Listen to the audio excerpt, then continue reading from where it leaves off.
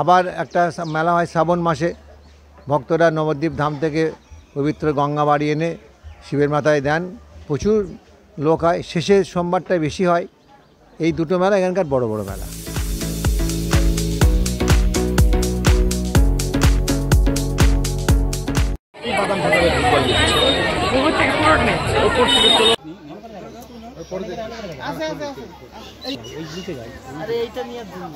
এইখানে দাঁড়াচ্ছি তো, তোর সামনে দাঁড়াচ্ছি তো।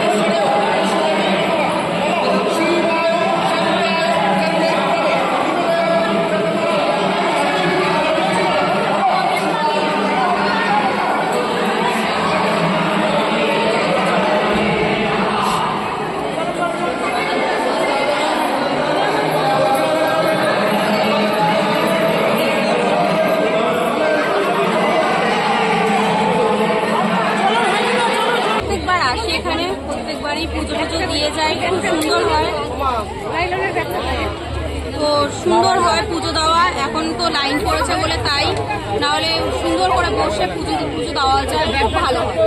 না না, এই নিয়ে দুবার আসে, এর আগে একবার আমাদের টেনেছে, আমরা এসছি। তো এখানকার সব থেকে বড় শিব মন্দির এটা, তো শিব ঠাকুরটা বড়, তো তার জন্য আরো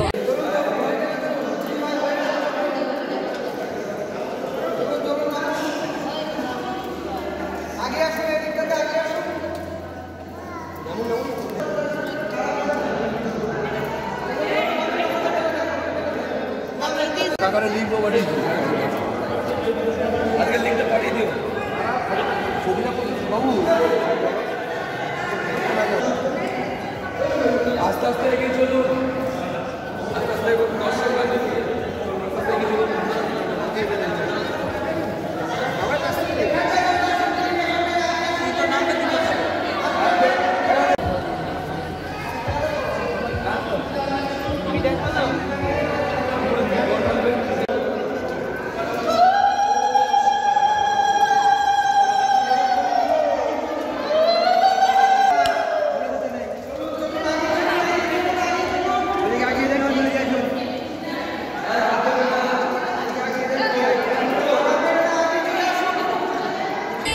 আমি বগুলা থেকে এসেছি এই রাজরাজেশ্বর মন্দিরে পুজো দিতে, যেটা এশিয়ার দ্বিতীয় বৃহত্তম শিবলিঙ্গ, যেখানে আমি ভক্তি শ্রদ্ধা সহকারে তিথি মেনে কিন্তু আমি লাইনে দাঁড়িয়ে আমি কিন্তু বাবার মাথায় জল ঢেলেছি এবং খুব সুন্দরভাবে আমি কিন্তু পুজোটা দিতে পেরেছি এবং খুব খুশি যে আমি আজকের দিনে ভোলা মহেশ্বরের দর্শন পেয়েছি।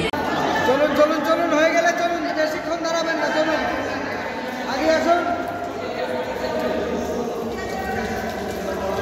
চলুন চলুন চলুন, আগে চলুন আগে চলুন। আমার ক্যামেরা তোলা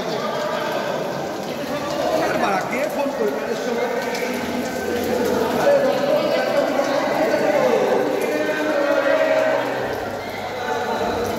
চলুন চলুন চলুন চলুন চলুন, আইসিআইসি ব্যাংক, আইসিআইসি ব্যাংক চলেন।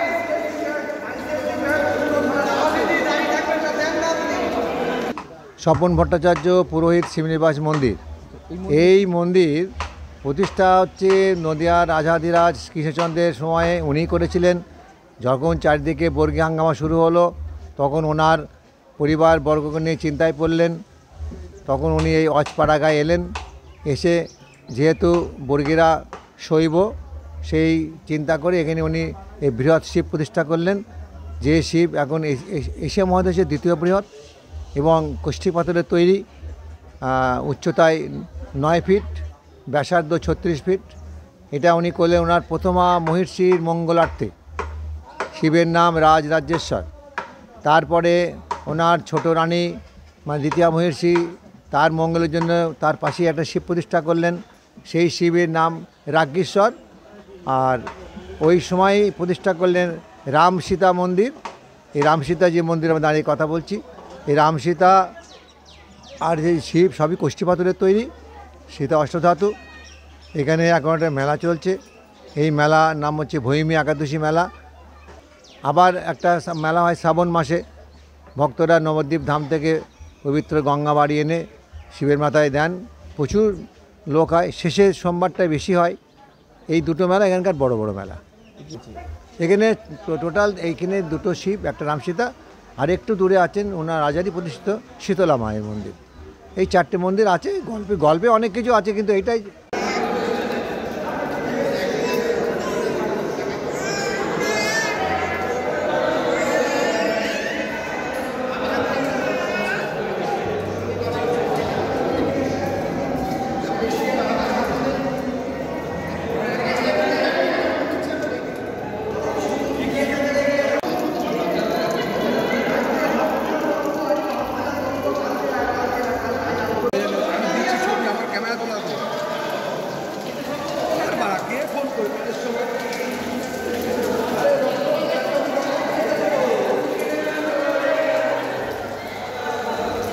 চলুন চলুন চলুন চলুন চলুন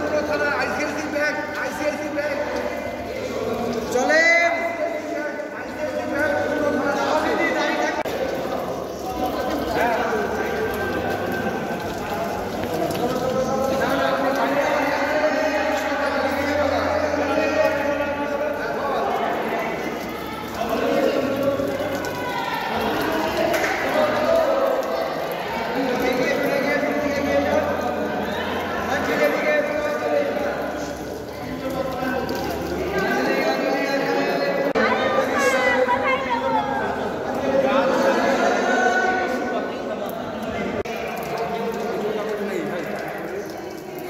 ভালো সাজিয়েছে।